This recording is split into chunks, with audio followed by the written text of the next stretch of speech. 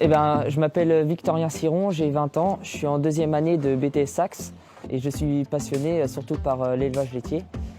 Donc c'est pour ça que l'année prochaine, je voudrais faire une licence en production animale pour travailler pendant quelques années dans le monde du para-agricole avant d'ici 10 ans m'installer sur la ferme de mes parents pour reprendre l'exploitation avec mes frères.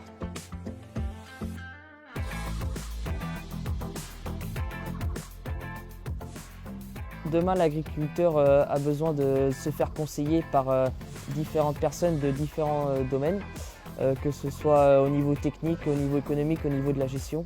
Donc c'est pour ça que je voulais savoir comment vous choisissez vos sources de conseils pour votre exploitation. Le premier, c'est le semencier, celui qui est en mesure de nous proposer la plante la mieux adaptée pour notre exploitation en fonction du type de sol, en fonction de du climat que l'on a sur notre exploitation, en fonction de ce qu'on veut faire de la culture, de la plante quand elle est récoltée.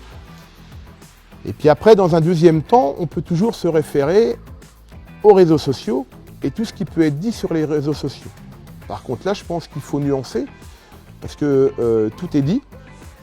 Il n'y a pas toujours que la vérité, donc il faut faire très attention. Et je pense qu'il faut surtout s'entourer de professionnels, et je pense que ça, c'est le point primordial. Alors aujourd'hui, dans les conseils, évidemment, par rapport à mon âge ou par rapport à mon expérience sur l'exploitation, évidemment, ma demande a évolué.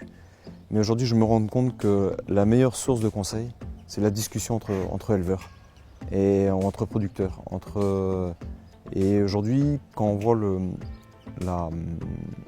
la capacité du monde agricole à essayer, à tester, bien sûr en accompagnement des techniciens et des coopératives et des autres fournisseurs, mais quand on voit la capacité du monde agricole à chercher et à tester, je pense qu'aujourd'hui, voilà, la meilleure source d'information, c'est ceux qui essayent, ceux qui testent, ceux qui prennent des risques, et c'est souvent les éleveurs eux-mêmes, les agriculteurs. Donc au niveau des infos que je vais chercher ou innovation, on va dire pas mal sur les réseaux, entre autres Twitter, Facebook, il y a pas mal de mines là-dessus. Après, quelques revues aussi, après témoignages aussi de mes collègues agriculteurs. Et puis forcément Internet, les semenciers, voilà quoi. On fait un mix de tout ça, on essaye de trouver les bons filons, on va dire quoi.